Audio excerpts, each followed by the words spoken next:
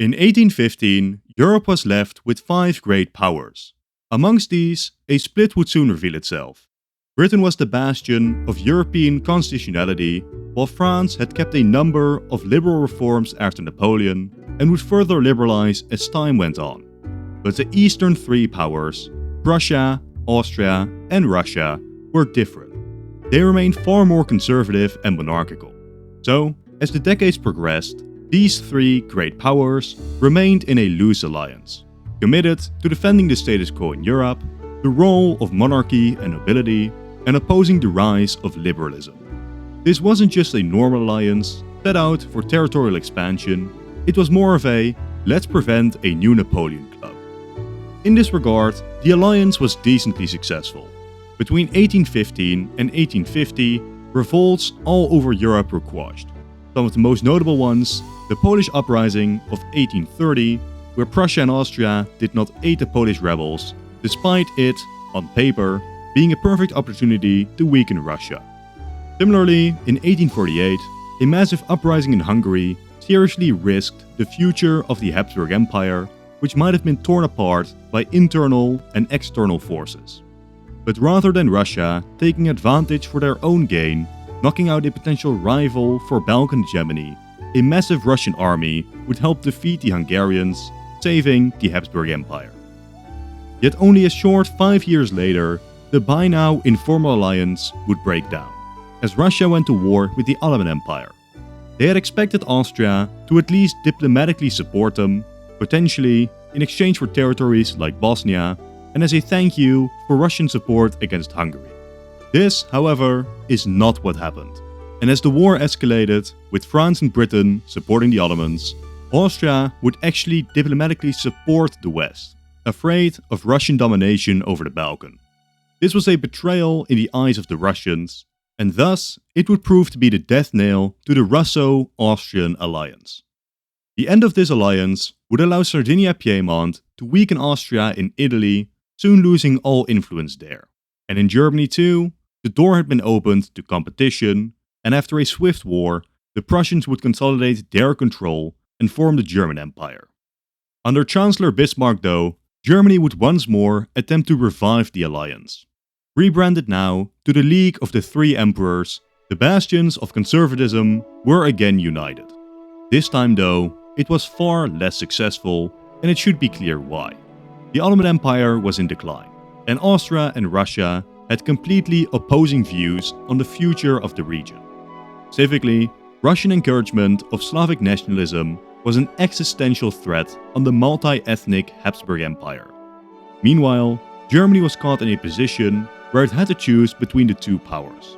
The alliance would once again fade after a Russian expansion in the Balkan, after Austro-Russian tensions. But even after this, Germany would try once more to keep the band together, but it would again fall apart, and the three empires would become parts of two opposing alliances, eventually going to war in World War I. Now today's video will attempt to answer the question, what if this alliance did last? What if across the 1800s, this core alliance remained in effect, working together to accomplish joint goal? Now to start with a big disclaimer, this is practically impossible. An Austro-Prussian alliance never breaking is difficult, considering the question of German unification. Their alliance never breaking also means it could never take place. The Prussian-Russian alliance is decently plausible, though even then, eventually, the sheer potential of Russia would make this a tricky one to maintain. But the true impossibility is an Austro-Russian alliance long-term. There really doesn't exist a good compromise satisfying both parties in the Balkan permanently. But never mind all of this logic, let's dive into a timeline where the alliance does remain intact. Now before we dive in, a huge shout out to Valentin, who donated £100 to charity as a part of the Jockscast Jingle Jam last year, and therefore got to suggest this topic. Big thank you. Before we dive in, we do need to discuss what it means for the alliance to remain. Do we mean that the loose, anti-liberal alliance it started off as remains, or do we mean that the three nations will act in complete unity on the world stage? Well, neither. Having an alliance doesn't mean unconditionally backing each other whatever happens. The three powers will cooperate, but if, say, Russia attacked the Ottomans, the others wouldn't immediately have to join as well. It would, however, be expected that they diplomatically backed Russia, or at the very least, remained totally neutral. Alternatively though, if, say, France attacked the Prussians, Austria and Russia were expected to come to their aid, even join the war if necessary. Something roughly along these lines will be the terms for the alliance that we will follow. Luckily for the length of this video, until 1853 we don't have any major changes in the timeline. After all, the alliance did largely remain until this moment. We could discuss some minor changes, but I think it's better to focus on the big conflicts, where we start with the Crimean War of 1853. Like discussed, Russia fully expected Austria to back them up here, and not doing so broke the alliance. In this timeline, we will have Tsar Nicholas discuss his plans with the Austrians beforehand, convincing Austria to diplomatically support the move. Next, they discuss with Prussia, who promises to remain neutral on the matter. Now, as France and Britain announce their opposition, I could very well see no war breaking out at all. In our own timeline, with Austria and Prussia being neutral, and Austria even secretly supporting the West, a limited war could be fought with Russia. In this alternate timeline, this is not the case, and should Austria join the conflict, France and Britain could still very much win, but they would need to fight a very costly land war in the Balkan, not to mention the potential of Prussia and the German states coming in too. Such a war is not what the West was looking for. In this light, I expect the war to be averted completely. France and Britain threaten war, but with the threat of such a major conflict from all sides, they sit down to discuss a compromise. Potentially, Romania becomes de facto independent, Austria gains Bosnia, and Russia becomes the protector of the Christians within the Ottoman Empire. All in all, Russia gets their victory, but the Ottomans remain, now, a major Eastern European state. Still, this affair already has significant effects on future diplomacy. Britain and France have not missed the coalition looming in the East, and as the Eastern Alliance cements, expect France and Britain to grow closer to opposing. I'm sorry for the quick intermission, but by far most of you aren't subscribed. Keep up to date with all the latest releases, consider doing so. Thank you. Now things are slow for a while after this, though we do have a potential change. Russia might never sell Alaska. This was done as a result of the Crimean War depleting the Russian budget and intensifying concerns that in the future the British might just seize it instead. With later American interest, it could still eventually be sold, but it would be later, or at the very least, with a better deal for Russia. Next up, we have a major conflict in Italy, where in our timeline, Austria went to war with Sardinia and France, leading to Austria losing control over Lombardia and Sardinia moving towards forming Italy. Now you may expect me to say, Russia and Prussia join in to support Austria, preventing the war, or even leading to a Prusso-Austrian victory. But no, this is why it was important to lay down what the alliance meant at the start. Being allies doesn't mean you have to unconditionally support them whenever they want. Prussia and Russia have very little interest in Italy, and besides, Austria was actually the one that declared war on Sardinia.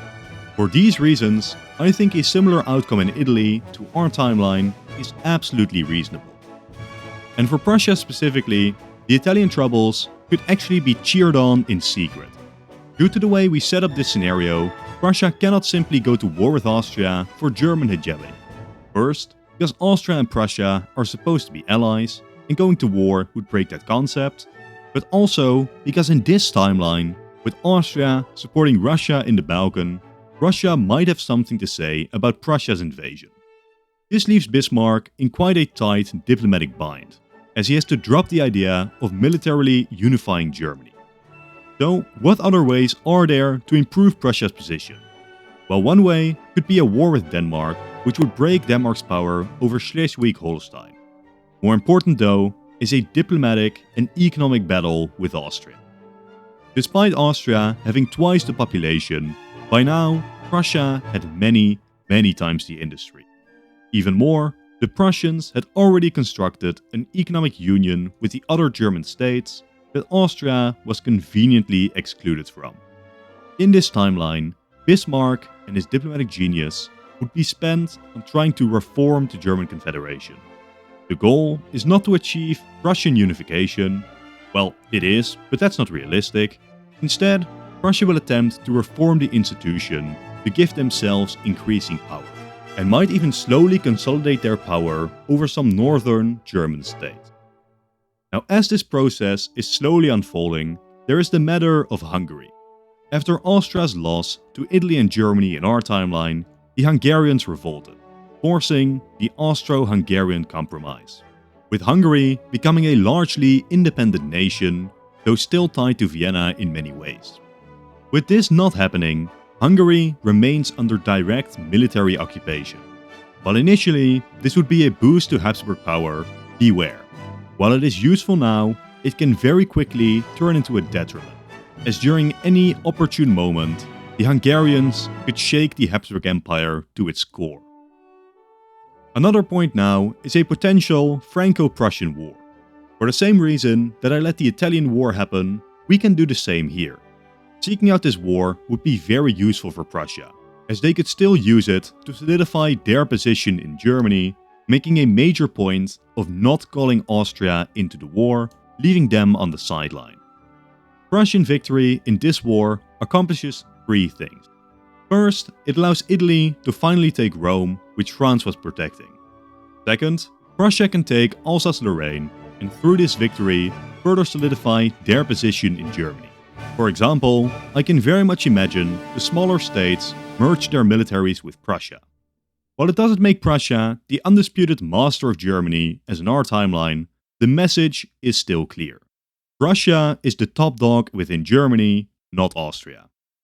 Then finally, as a consequence of this war, the need for Franco-British cooperation against the autocratic three becomes even more clear, as diplomatic lines across Europe are drawn. Now, seeing this map, I can understand that you may think, why don't the Holy Alliance just start a conflict against France and Britain, thereby making sure that they can partition the continent as they please? Well, up to this point, they couldn't. Or at least, it would be very risky. On the map, they look dominant, but the power of Britain in this era cannot be understated. By the time that World War I broke out in our timeline, Britain's dominance had already been broken, and Germany had become equal, if not stronger than it. In 1870, this was simply not yet the case, and a war with Britain meant a war with a nation that on its own had more industrial output than the rest of Europe combined. But, slowly, a new reality was revealing itself. Let's compare our two teams with a couple of metrics. First, energy consumption. In this case, coal, a good stand-in for industry. Then, military spending, population, and iron and steel production, crucial for most war industries.